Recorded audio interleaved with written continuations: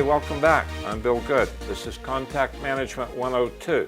You're going to learn contact management the good way. And by way of reminder, you know me from Research Magazine, from being on my mailing list, from our website, or you are a subscriber to our Gorilla CRM system for financial advisors. Let's define the term contact management. And you're going to search in vain for a definition of that on the web. So I'm going to give you one. Let's define contact management as the process of capturing, retrieving, and using important and vital information about individuals or small groups, one contact at a time. This definition, when applied to your business, will save your business, and its process will help you grow your business. The discipline of contact management is imposed by what we call the law. The law states every contact with a client or prospect and every contact attempt produces an updated record. But Bill, you say, that's awfully severe. What if someone calls my assistant to wish him a happy birthday? Shouldn't that generate an updated record? Should that generate a record? Suppose I run into a client at the grocery store. We chat a few minutes about the market and then go our separate ways. Should the supermarket contact produce an updated record? Isn't that going too far? Well, Chris, here's my answer. Yes, yes, and no. Yes, the birthday call should produce a note in your database. Yes, you should document the supermarket contact. And no, this is not going too far. The problem is when you allow exceptions to the law, you will come up with other exceptions. Now, let's say you have a dozen exceptions. Guess what?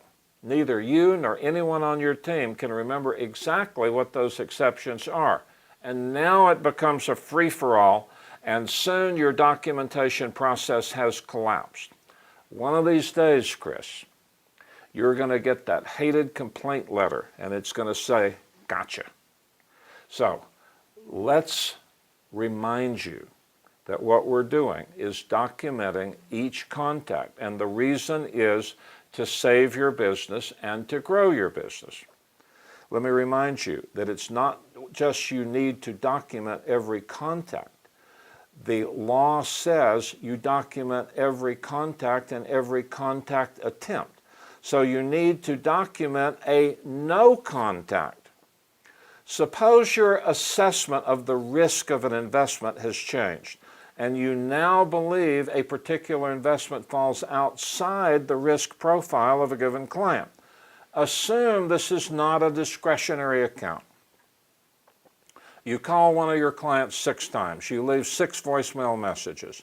The client does not return the call. Other things come up and he slips off the screen and your electronic to-do list.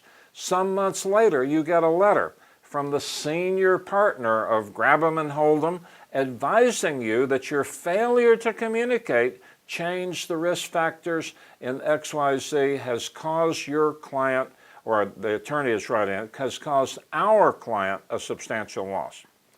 Without documentation that you made every reasonable attempt to contact your client, you're heading down a 2-year path to substantial legal bills or worse, an abrupt change in career path. Conclusion, there are no exceptions to the law. So let's go through the different parts of our definition of contact management. First, you have to capture. Now, we have a concept here, and that concept is you have to capture important and vital information. Now, a while ago, I said I had done some experimentation on the best way to capture information. I did, and I even went on, I studied some college note-taking systems. And I have concluded that what I should call the good way to capture information requires 3 separate tools. You first need a bound notebook. I buy mine for about $15 in an office supply store. It goes where I go, and when I'm talking to a client or a prospect, I am taking notes. I file my notebooks just in case anyone ever questions whether or not the conversation occurred. The notebook gets rid of the floating pieces of paper that used to clutter up my life. You need another tool too. We call this a record update form, abbreviated a RUF, R-U-F. And in our contact management website, which I just gave you a minute ago, I have put a sample record update form, and you'll find that at www.billgood.com/contact management. The particular RUF that I'm giving you is designed for our database, and you would have to modify it for your own. But at least you have an idea of how to design a record update form. You also need a printed profile. I've put a sample qualification profile on our contact management page, and if you're really ambitious, I've put a link to my white paper, The Good Way to Sell. There you will find an in-depth treatment of profiling. Now, surely you can ask questions in a client interview, and these questions come to mind, but profiles make sure you cover all of your bases. Suppose someone on your team needs to know Beatrice's mother's name is Beulah. Do they really have to read all 50 pages of notes, or would it be better to consult the parent profile? At Bill Good Marketing now, we provide our clients with many profiles. These include family, goals, values, adult children, parent profiles, business interests, real estate, and charities.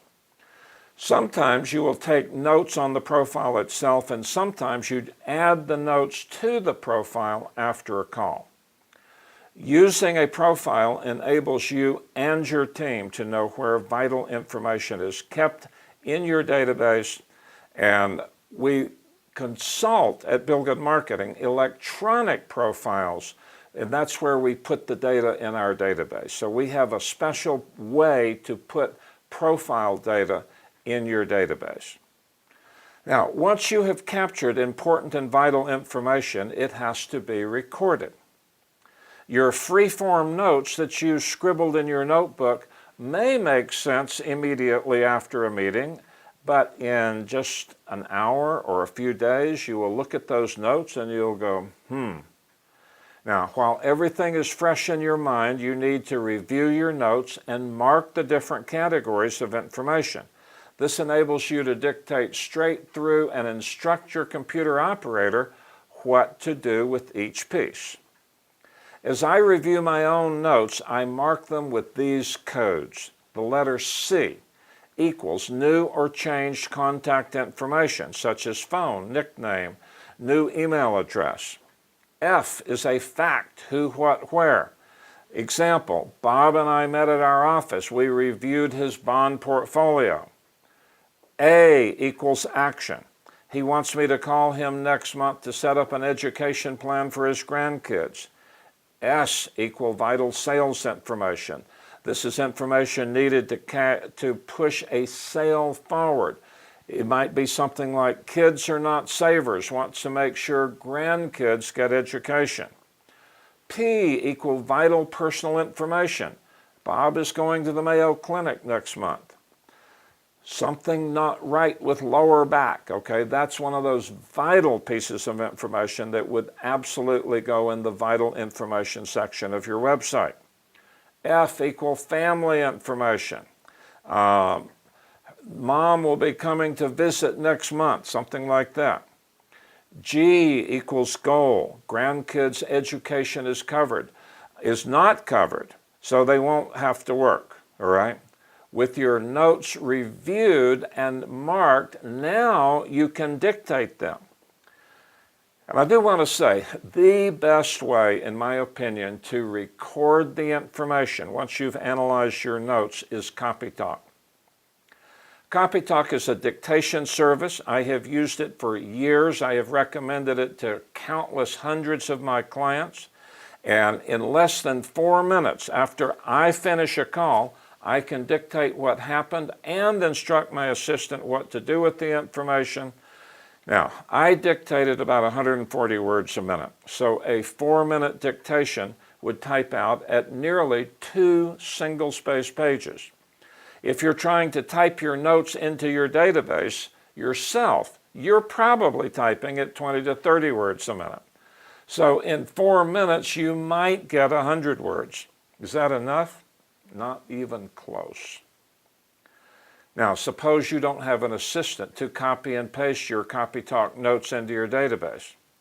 Well, our recommendation is that during non-optimum selling time, you become your own computer operator and enter the notes yourself. Think, save my business. Okay? Now let's talk just a moment about places for data. Here's a key concept. You have to have places in your database for each different type of information. Opportunities do not go in notes. Investments your clients may hold elsewhere do not go in notes. Vital information does not go in notes. You need to have a separate place for vital information. In our Gorilla database, we have a tab called Scratchpad. Actions and notes should be different places. A note says what did happen. An action says what will happen. If you put everything in long notes in a relatively short period of time, you will suffer the most agonizing form of information overload imaginable. In just a year, vital information will be buried in 50 different notes. Now, imagine you're a cook and all of your tools are put in one giant drawer. That's what happens when your information is dumped into notes. Let's talk about the retrieve step of contact management. You have captured and recorded. Now you have to retrieve. Given that you have categorized your information and always put similar information in the same place, it's a breeze to then retrieve exactly the information you want. The way my database is organized, I can come up to speed on a client in about 30 seconds. Sometimes, in fact, frequently, retrieving is done with reports. Let me give you an example. In our system, every week, the computer operator prints the Opportunities Due report. That is a retrieval step. Let's talk about using that information. Remember, contact management is capturing, recording, retrieving, and using vital and important information. Using data depends upon having it in the right place, doesn't it? The Opportunities Due report is printed every week. Every week that's delivered to your weekly staff meeting. There, the financial advisor may make a decision, tell his sales assistant, Bob, call Beatrice and get her into the office. We need to talk about her jumbo CD.